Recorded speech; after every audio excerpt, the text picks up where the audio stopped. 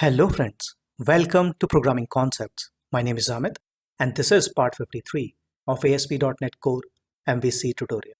In this video, we will learn how to create a dropdown after fetching details from a database in .NET Core MVC. This is a continuation of part 52, dropdown using ENUM in .NET Core MVC.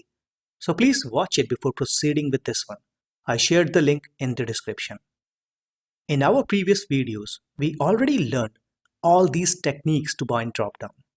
In this video, we will randomly use any one out of these mentioned techniques to bind dropdown and fetch data from the database instead of hard coding it. Alright, let's get back to Visual Studio. And this is the project which we are working on. I already deleted the code that we had created in our previous videos for demo purposes. This is our neat and clean employee controller. I just specify viewBag.departments equal to null for time being. We will fetch departments from the database and assign them to our viewBag. Alright, first we need a class to capture department properties. So right click on models, add a new class, and let's name it department.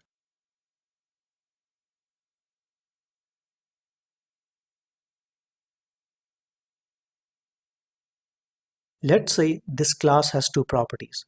The first one is the ID of type int, so prop tab int and ID. The second one is name, prop tab string and name. As we are using dependency injection, let's specify a method in our interface which will be responsible for returning the list of departments. So within our interface,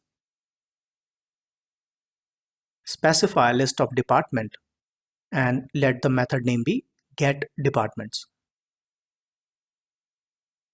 Next, let's go to SQL DBlayer class.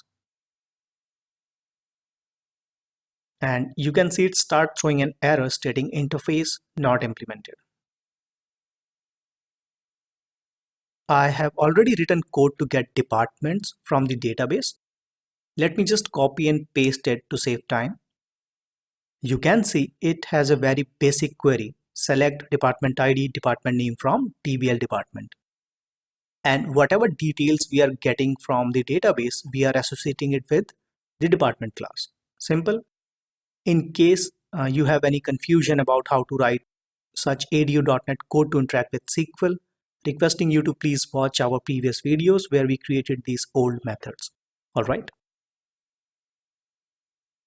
Next, let's go to our controller and within addEmployeeAction method, let's type list of department DEPT is equal to underscore repository dot get departments. Again, please watch our previous videos on how we are fetching these details in case you have any confusion within this line. Just to recap, we already injected SQL DBlayer dependency and we are just calling methods available in SQL DBlayer class. Next, you can use select list item or multi-select list as per your convenience. I'm going to use select list. Rest you can try by yourself. Alright, so select list. Let's name it select list with small s is equal to select list pass department variable DEPT,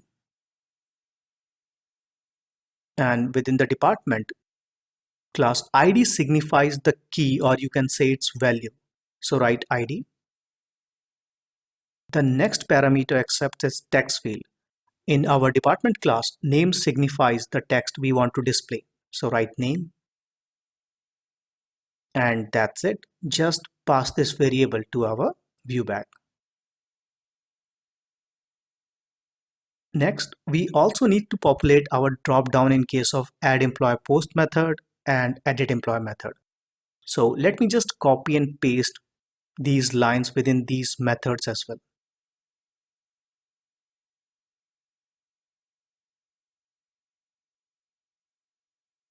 Simple?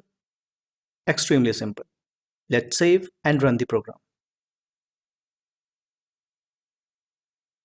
Click on Edit Employee. This employee belongs to the HR department. Change it to ENG. Submit. Data updated successfully. Click on the Back to List. And you can see employee department changed to 1. Again, click on Edit. And you can see Select Department is missing. Let's go to our partial view. Add another option. The option value is equal to blank, then select department.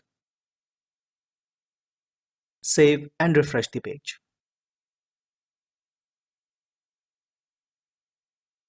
Now you can see we have select department available. Change department to HR. Submit. Data updated successfully. Back to list. And working as expected. Click on Add Employee. Here also you can see Dropdown is available with the Select Department option. Let's add another employee just to check if add functionality is also working. Let's name it Dhananjay.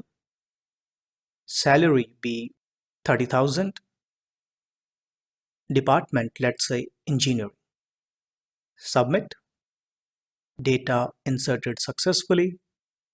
Back to the list and you can see value added in our last column. Working as expected.